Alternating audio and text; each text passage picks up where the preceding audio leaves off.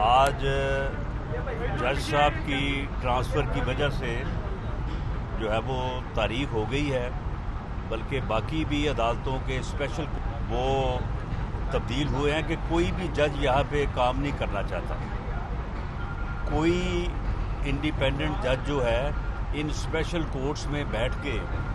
حکومتی ظلم اور حکومتی انتقامی کارروائیوں کا حصہ نہیں بننا چاہتا۔ جو جج یہاں پہ آتا ہے اس کے بچوں کی نگرانی، اس کے گھر والوں کی نگرانی، اس کے رشتہ داروں کی نگرانی، ایسا ماحول پیدا کیا جاتا ہے کہ کوئی بندہ جو ہے وہ انڈیپینڈنٹ طور پہ جو ہے وہ کام نہیں کر سکتا۔ تو اس لیے کوئی یہاں پہ نہ آنے کو تیار ہے، نہ یہاں پہ کوئی رہ کے کام کرنے کو تیار ہے۔ پہلے کچھ اور لوگ یہ کام کرتے تھے، آج کل آئی بی جو ہے وہ بڑی متحرک ہوئی ہے۔ آج کل یہ ساری ذمہ داریاں اس نے سنبھالی ہوئی ہیں کہ نہ عدالتوں میں انصاف ہو، ہر جگہ پہ حکومت کا انتقامی ایجنڈا جو ہے اس کو امپلیمنٹ کیا جائے اور حکومت کے مخالفین کو جو ہے وہ ہر طرح سے انتقام کا نشانہ بنایا جائے۔ یہ حکومت جو ہے جو کہ صرف انتقام کے اوپر چل رہی ہے، جو کہ صرف پروپیگنڈے پہ چل رہی ہے، جو کہ صرف اپنے مخالفین کو گالیاں دینے، مخالفین کے خلاف جھوٹے مقدمے بنانے کے اوپر چل رہی ہے۔ اور کل جو سپریم کورٹ کا فیصلہ آیا ہے وہ فیصلہ جو ہے وہ اس حکومت کے تابوت میں انشاءاللہ آخری کیل ثابت ہوگا۔ یہ حکومت جو ہے یہ رنگے ہاتھوں ووٹ چوری کرتے ہوئے جو ہے وہ پکڑی گئی ہے، اور یہ 2018 کے الیکشن کے بعد پاکستان مسلم لیگ نون نے جو ووٹ کو عزت دو کا موقف اپنایا، جو ہمارے لیڈر میاں نواز شریف نے ووٹ کو عزت دو کا نعرہ اپنایا، بیانیہ اپنایا، جس سے عوامی شعور جو ہے وہ بلند ہوا، جس سے لوگوں کو یہ بات محسوس ہوئی کہ ان کے ووٹ کی عزت کے بغیر جو ہے یہ ملک آگے نہیں بڑھ سکتا، آئین کی جو ہے عملداری کے بغیر یہ ملک جو ہے وہ آگے نہیں بڑھ سکتا۔ 70 سال سے دھکے کھا رہے ہیں، اس کی بنیادی وجہ یہ ہے کہ اس ملک میں آئین اور قانون کی عملداری نہیں ہے۔ یہ ملک جو ووٹ کی طاقت سے حاصل کیا گیا تھا، اس ملک میں ووٹ کی عزت نہیں ہے۔ تو یہ پہلی مرتبہ ہوا کہ اس عوامی شعور کے بلند ہونے کی وجہ سے پاکستان مسلم لیگ نون اور میاں نواز شریف کے یہ بیانیہ اپنانے کی وجہ سے یہ ضمنی الیکشن جو ڈسکا میں ہوا، وہاں پہ لوگوں نے بھی، عوام نے بھی اور ان کے ساتھ مل کے دیگر اداروں نے بھی جو ہے وہ، اور خاص طور پہ الیکشن کمیشن آف پاکستان نے ووٹ چوری جو ہے وہ پکڑی، اور یہ حکومت جو ہے یہ اب رنگے ہاتھوں پکڑی جا چکی ہے۔ یہ وہ لوگ ہیں جو چور کا شور مچاتے ہیں اور خود چوری کرتے ہیں، اور یہ لوگ وہ ہیں کہ جو الیکشن میں دھاندلی کا جو ہے وہ شور مچا کے آگے آئے اور خود جو ہے یہ دھاندلی کی پیداوار ہیں۔ 2018 کے الیکشن میں ایک دھاندلی کے نتیجے میں جو ہے یہ حکومت میں آئے، اور اب انہوں نے جو ہے وہ ڈسکا کے الیکشن کو چرانے کی کوشش کی، جو وہاں پہ پکڑے جا چکے ہیں۔ ہمارا یہ مطالبہ ہے کہ وہ 20 پریزائڈنگ افیسر جس فارم ہاؤس میں رکھے گئے اس کے مالک کو فی الفور گرفتار کیا جائے، اور ان پریزائڈنگ افیسرز کو اگر وہ کنسنٹ پارٹی تھے تو ان کو جو ہے وہ فوری طور پہ ان کی ملازمتوں سے نکالا جائے، اور یہ ایک شفاف انکوائری کی جائے۔ وہاں پہ جو معاونین خصوصی جو باجی عاشق فردوس امان ہے وہ بھی وہاں پہ موجود تھی، عثمان ڈار بھی وہاں پہ موجود تھا، اور لوکل انتظامیہ ڈسٹرکٹ ایڈمنسٹریشن بھی وہاں پہ موجود تھی۔ ان پریزائڈنگ افیسر کو وہاں پہ اکٹھا کیا گیا، پہلے باقاعدہ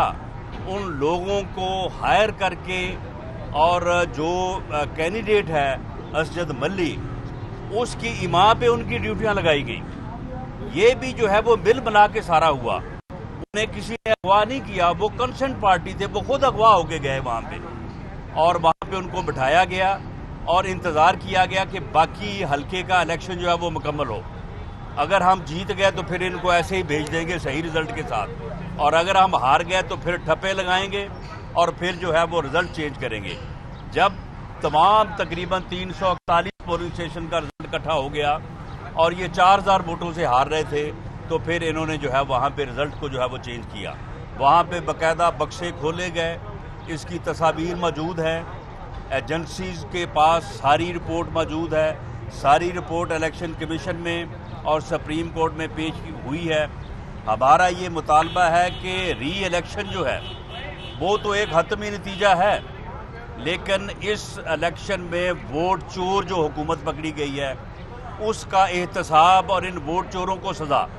یہ پریزائڈنگ آفیسر، وہ پولیس جو اس کام پہ اوپر لگی ہوئی تھی، یہ سارے لوگ، چیف سیکرٹری سے پوچھے، چیف سیکرٹری خود کہتا ہے کہ مجھے جب الیکشن کمیشن کا فون آیا تو میں نے سمجھا کہ شاید کوئی ڈی پی او، ڈپٹی کمشنر وغیرہ تعاون نہیں کر رہا، میں اسے کہہ دیتا ہوں۔ جب اسے پتہ چلا کہ وہاں پہ تو سی ایم آفس کا معاون بیٹھا ہے، بنی گالا کا معاون بیٹھا ہے، اور یہ تو حکومت، پنجاب حکومت بھی اور مرکزی حکومت بھی ملوث ہے، چیف منسٹر خود ملوث ہے، پرائم منسٹر ملوث ہے۔ ان لوگوں کو نااہل قرار دیا جائے اور ان کے خلاف جو ہے انکوائری ہونے کے بعد ان کو سزا دی جائے، میں سمجھتا ہوں، اور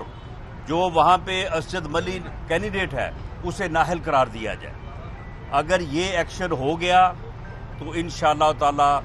جو ہے وہ پاکستان میں ووٹ کی عزت ہوگی، ووٹ کی عزت ہوگی، یہ ملک آگے بڑھے گا، خوشحال ہوگا، ترقی کرے گا۔ یہ ایک ایسا موڑ آ چکا ہے کہ اس کے اوپر پورے عوام کو کھڑا ہونا چاہیے۔ ہم بھی اس کے اوپر بھرپور جو ہے وہ پروٹیسٹ لانچ کریں گے کہ ان ووٹ چوروں کو منطقی انجام تک پہنچایا جائے، تاکہ اس ملک میں ووٹ کی چوری رکے اور ووٹ کی عزت بحال ہو، تاکہ یہ ملک جو ہے یہ آگے بڑھ سکے۔ جی ٹھیک ہے، تھینک یو سر۔ جی بتائیے گا کہ پی ڈی ایم کا مستقبل کیا ہوگا عید کے بعد دھرنے اور احتجاج؟ دیکھیں، پی ڈی ایم کا جو مستقبل ہے، پی ڈی ایم اس ووٹ چور ٹولے کے خلاف،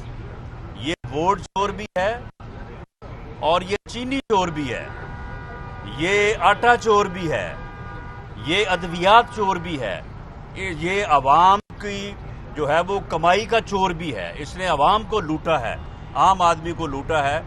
تو ان کے خلاف پی ڈی ایم اپنی جدوجہد جو ہے وہ جاری رکھے گا۔ پیپلز پارٹی کا جو موقف تھا